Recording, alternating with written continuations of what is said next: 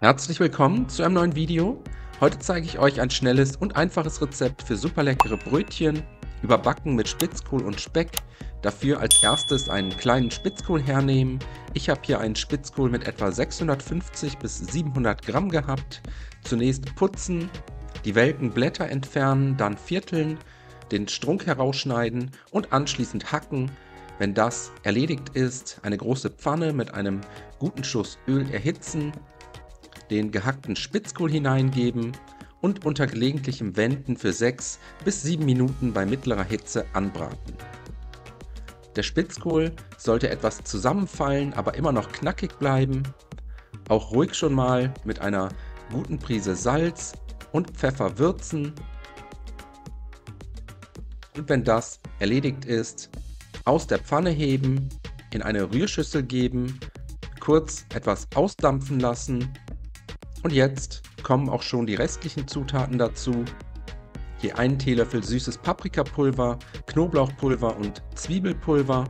Außerdem einen halben Teelöffel Muskat, 200 Gramm Creme Fraiche, nochmals eine gute Prise Salz und frisch gemahlener Pfeffer und zum Schluss ca. 175 bis 200 Gramm geriebener Käse. Ich habe hier geriebenen Gouda verwendet.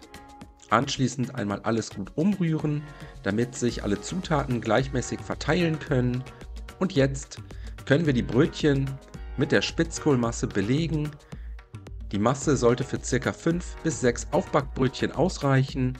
Die Brötchen zunächst mittig halbieren, danach die Spitzkohlmasse gleichmäßig auf den Brötchenhälften verteilen. Und wenn das erledigt ist, gebe ich noch ein paar Speckwürfel oben drüber, insgesamt 100 Gramm. Und so gehen die Brötchen anschließend in den vorgeheizten Backofen bei 200 Grad Umluft oder 220 Grad Ober- und Unterhitze für ca. 12 bis 15 Minuten, bis die Brötchen goldbraun und knusprig sind. Das Backblech nach der Backzeit aus dem Ofen holen. So sehen die fertig gebackenen Spitzkohlbrötchen dann aus.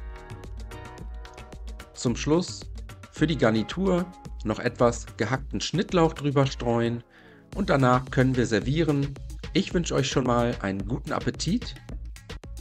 Ich hoffe, euch hat das Video gefallen. Viel Spaß beim Nachbacken. Bis zum nächsten Mal.